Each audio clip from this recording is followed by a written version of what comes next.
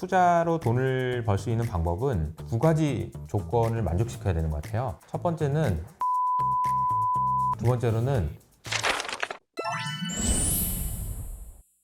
자, 소장님, 투자 관련 도서가 여러 개 있어요. 근데 이제 여기에서 고전이나 필독서의 반열에 오를 수 있다라는 책은 어떤 책인가요? 우리가 이제 고전이다라는 것은 시대를 뛰어넘는 그런 막론하고, 부분들이 그죠? 있다는 부분들이 있는 것 같아요. 저는 어떻게 고전을 하는 것과 필독서를 고르느냐면, 고전 같은 경우는 몇 년도에 만들어졌든지 간에 우리 손에 지금 남아 있다라는 것은, 그것은 차용주가 검증한 것이 아니라 많은 분들이 검증한 것이다. 아하. 이 검증이라는 것은 벤저민 그레이엄, 그 다음에 워렌 버핏, 그 다음에 피터 린치, 우리가 소로스, 이런 많은 분들이 얘기하는 게, 단순히 그분들이 돈을 벌어서라기보다는 그분들의 투자 방식들을 지금 우리가 유용하게 활용할 수 있기 때문에 그 부분이 저는 고정이다라고 생각을 하거든요. 그래서 투자하시는 분들은 가급적 초반에는 아무래도 실용서 위주로 좀 볼 필요는 있긴 하겠습니다만, 어느 정도 중급 이상 되신 분들은 고전을 읽음으로써 이 흐름을 아는 것도 굉장히 중요하다. 최근에 논란이 된 PBR 문제 같은 경우도 벤저민 그레이엄이 PBR이라는 개념을 도입했을 때는 청산 가치를 도입했거든요. 저는 그렇게 알고 있는데, 지금 PBR 1을 얘기하는 건 아니에요. 그런 부분들을 이해하고 난다라면 PBR을 내가 어떻게 활용해야 되는지에 대한 부분들을 충분히 활용할 수 있겠다라고. 그 다음에 이제 벤저민 그레이엄 이후에 수많은 제자들이 있죠. 그 제자들이 어떻게 그 개념들을 진화시켜 왔는지를 아는 것도, 투자라는 것도 저는 유행이 어느 정도 있는 부분들이 있다라고 그렇죠. 보거든요. 그래서 그런 부분들을 좀 볼 필요가 있고, 필독서라고 저는 생각하는 것은, 제가 필독서를 고르는 기준은 제가 검색을 해서 이분이 과연 꾸준하게 수익을 낸 적이 있느냐, 이러한 것이 저는 하나의 이제 팁이고요. 두 번째는 자신만의 독창적인 아이디어가 있느냐, 요거가 이제 두 번째다라고 말씀을 좀 드릴 수가 있겠습니다. 우리가 이제 이건 선생님이 이제 번역가로 굉장히 유명하시죠. 제가 네네. 한때 이건 선생님, 지금도 마찬가지지만 이건 선생님이 번역한 책은 묻지 마로 산 적이 있습니다. 지금은 이제 워낙 책이 많아져가지고 좀 이제 고르곤 있는데, 이건 선생님이 하신 말씀이 있어요. 뭔 얘기냐면, 나는 돈을 번 사람 책만 번역한다. 투자 수익이 나지 않은 사람 책은 번역하지 않는다. 그렇기 때문에 이건 선생님이 번역을 하신 책은 정말 줄 서서 샀어요. 그런 기억이 있고, 두 번째는 우리가 앞서도 얘기했듯이 에델슨의 정식 투자라든지 이런 것처럼 자신만의 독창적인 아이디어가 있으면 그걸 보고 배울 수 있는 부분들은 저는 있다라고 생각을 하거든요. 아하. 그렇기 때문에 그러한 자신만의 어떤 기준으로, 그러니까 우리가 처음에 책을 어떤 인플루언서 분이나 유명한 분들의 책을 먼저 손이 가는 건 인지상정에 대한 부분들은 있긴 하겠습니다만, 나름대로 여러분들이 이러한 기준으로라도 한번 책을 보시는 것도 좋은 팁이 되겠다 말씀드릴 수 있겠습니다. 고전 얘기해 주시면서 이제 필독서도 마찬가지고요. 결국은 이제 돈을 벌어봤냐? 네. 이제 거칠게 이제 직설적으로 표현하면 계좌 까봤냐? 이런 얘기인 거예요. 그러니까 만약에 이제 유튜브에서 보면은 막 댓글이 저도 막 너 계좌 깠냐? 돈 벌어봤냐? 이런 거거든요. 근데 이게 여기서 이제 중요한 포인트는 장기적으로. 그렇죠. 하루 이틀 1년, 2년이 아니라 그렇죠. 20년, 30년 동안 계속 돈을 버는 사람은 분명히 뭔가 다른 게 있을 가능성이 높다라는 거죠. 그래서 이제 그런 분들이 가지고 있는 특징이라고 할까요? 그런 게 있을 것 같아요. 그러니까 다시 말하면은 변하지 않은 무엇인가 있는 거죠.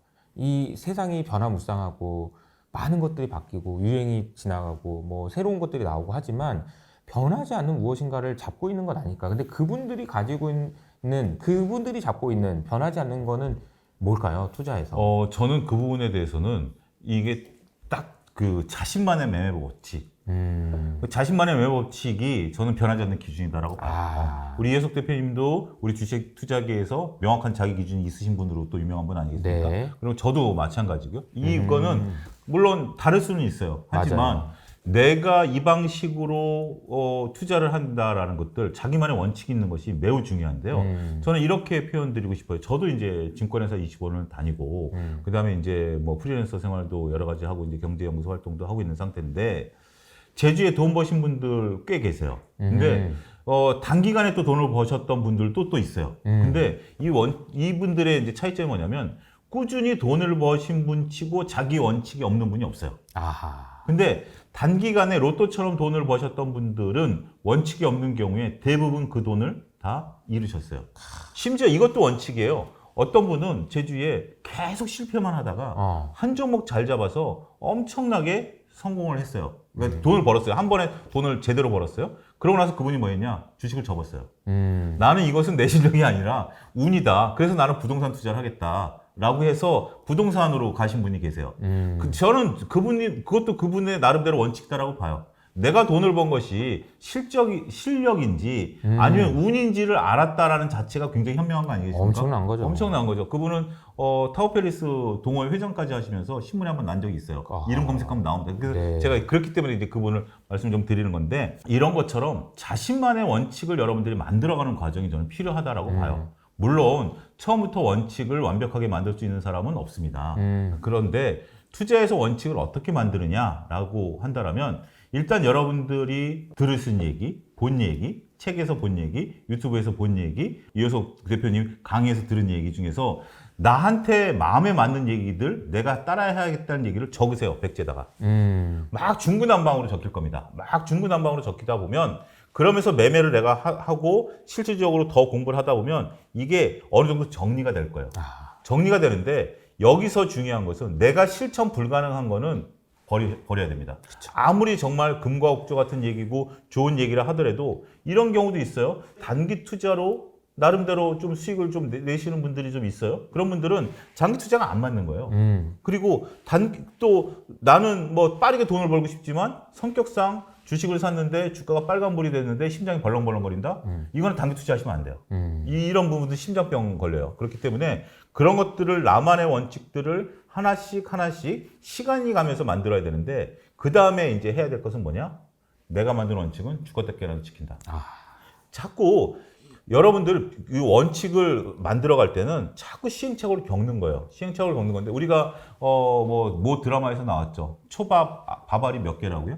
뭐 저는 그 드라마를 보지는 않았습니다만 네. 근데 그런 걸 가리킬 때 예를 들어서 제가 초밥왕이에요. 근데 이효석 대표님한테 가리키면 자 이렇게 잡아서 이렇게 하면 돼요 라고 얘기를 하는 거죠. 저는 이미 익숙한 거니까. 그쵸. 그럼 이효석 대표님도 이렇게 해서 보면 이렇게 안 나오는 거죠. 맞아요. 그 노하우까지 가는 과정에 있어서 나만의 원칙을 시행착오로 만들어서 내가 밥알이 뭐 예를 들어서 34개인데 이효석 대표님이 36개면 어때요? 40개면 어떻고 나만의 차영주만의 초밥이 나오고 이효석만의 초밥이 나오면 되는 거니까 그런 원칙들을 여러분들이 만들어 가신다라면 저는 그 원칙들을 있는 분들이 대가의 반열에 올라가는 분들이다라고 말씀드릴 수가 있겠죠. 제 40권에도 40분의 저자가 나옵니다. 40분의 저자가 나오는데 이분들이 다 주식 얘기를 해요. 근데 보면 하나같이 다 달라요. 심지어 찰리 먼거하고 워렌 버핏도 다르잖아요. 맞아요. 그렇게 우애가 깊으셨던 분인데 워렌 버핏이 그런 말을 했나요? 찰리 먼거와 나는 매매 방식이 다르다라고 얘기를 했기 때문에 그렇지만 찰리 먼거 방식이 있고 워렌 버핏의 방식이 있기 때문에 그 원칙을 만들려는 노력들을 여러분들이 하게 되신다라면 어느 순간 대가의 반열에 올라가 있을 수 있게 된다 이렇게 설명드리겠습니다. 자, 고전이나 필독서가 되기 위한 조건에 대해서 여쭤봤는데 이제 어떻게 활용해야 되는지까지 이제 설명을 해주신 것 같습니다. 사실 이제 투자로 돈을 벌 수 있는 방법은 이제 두 가지 조건을 만족시켜야 되는 것 같아요. 첫 번째는 다른 사람은 틀리고 내가 맞아야 되고요. 두 번째로는 내가 맞았다는 게 증명될 때까지 버텨야 되는 것 같아요. 그렇죠. 근데 아까 말씀하신 대로 내가 원칙을 정했는데 자꾸 흔들리거든요. 네. 근데 맞아도 돈을 못 벌어. 그렇죠. 그것만큼 억울한 게 어딨어. 내가 맞췄는데. 내가 맞췄는데 돈을 못 버는 경우가 허다합니다. 근데 그래서 원칙을 지키는 게 너무 중요하다. 그래서 진짜 그 성공하신 많은 분들이 어떻게 해서 이렇게 성공하셨어요? 그러면은 아유, 저 운이 좋았어요. 라고 얘기하거든요. 근데 가만히 보면은 그 운이 좋았던 이유는 그 사람이 운이 올 때까지 계속했기 때문인 것 같아요. 그러니까 포기하지 않고 계속했기 때문에 운이 온 거지 중간에 포기한 수많은 사람들은 운을 경험하지 못하고 내가 맞았는데도 불구하고 이제 끝나는 경우가 많거든요. 그러니까 투자에서도 그리고 이제 이 책을 통해서 투자의 지혜를 얻는 것도 마찬가지가 아닐까 그런 생각이 좀 드네요. 여기서 제가 한 가지 좀 덧붙이면 이 원칙이라고 해서 이제 조금 그 성공한 원칙만 있는 게 아니라 원칙이라는 것은 손절매도 실패했을 때의 나의 이제 심리 관리, 계좌 관리도 굉장히 중요합니다.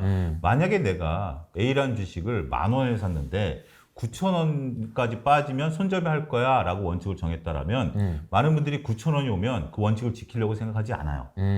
소위 말해서 휩소라는 속임수가 나타나면서 9,000원 살짝 빠졌다 올라가지 않을까? 이런 생각 때문에 안 파시거든요. 근데 원칙을 내가 9,000원에 팔았다라고 하면 9,000원에 파는 게 맞죠. 그리고 정말 휩소가 나타나서 8,970원까지 떨어졌다가 다시 뭐 2만 원, 3만 원 올라가면 야, 내가 원칙을 잘못 세운 거 아니야? 내가 뭐 잘못한 거 아니야? 아닙니다.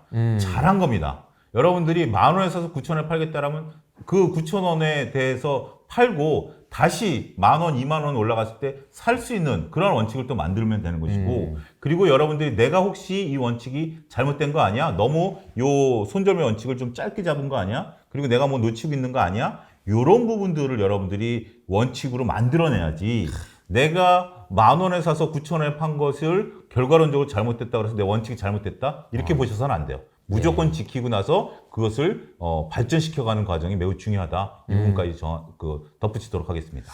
알겠습니다. 이 원칙이라는 이야기가 참 쉬운 일은 아니에요. 그렇죠. 특히나 이제 말씀하신 대로 저는 그 원칙이라는 것이 변하지 않으면 또 안 된다. 왜냐하면 하다 보면 계속 이제 바뀌니까, 그죠? 수정하고 하다 보면 더 좋은 나에게 맞는 다른 사람에게 맞는지 모르겠어. 근데 나에게 맞는 원칙들을 만들어 나갈 수 있지 않을까 이런 생각이 듭니다. 소장이 이 책에서 이제 그 한 문장을 뽑는다면 우리 이제 한 문장 이번에 이제 지금 오늘 그러니까 다른 거 다 빼고 딱 이제 정수만 뽑는 거예요. 그래서 이제 40권을 뽑아주셨는데 그 중에 3권 뽑아달라고 부탁드렸고 그런데 이번에는 이 책 전체에서 딱 한 문장을 좀 골라달라 이런 요청을 좀 드려보고 싶어요. 제 얘기보다는 앙드레 코스톨라니의 말을 대신하도록 하겠습니다. 책에 제가 정리한 내용을 보면 장기적으로 성공한 단기 투자자는 본 적이 없다.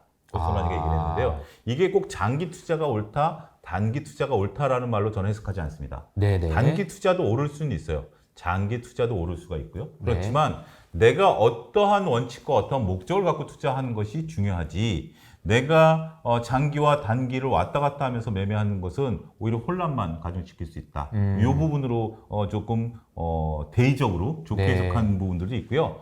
그 다음에 이제 또 미시적으로 해석하게 된다라면 자꾸 우리가 바로 요 앞에만 보고 가다 보면 지쳐요. 먼 걸음을 못 가요. 그렇기 때문에 여러분들이 단기 투자를 하겠다라고 한다라면 매매 횟수를 오히려 줄이셔야 된다라고 저는 말씀드리고 싶어요. 1년에 몇 차례 안 하는 게 단기 투자, 보일 때만 하는 것이지 매일 단기 투자하다 보면 몸도 마음도 계좌도 녹아버립니다. 그렇기 때문에 그런 부분들을 조금 구분하실 수 있는 정말 많은 내용들을 갖고 있어요. 어떻게 보면 불교계에서 화두라는 말을 쓰잖아요. 네네. 우리가 그 화두를 곱씹으면서 도를 깨치는 부분들이 있는데 이러한 부분들에 대한 중요한 의미를 갖고 있지 않을까 저는 그렇게 설명드릴 수 있겠습니다.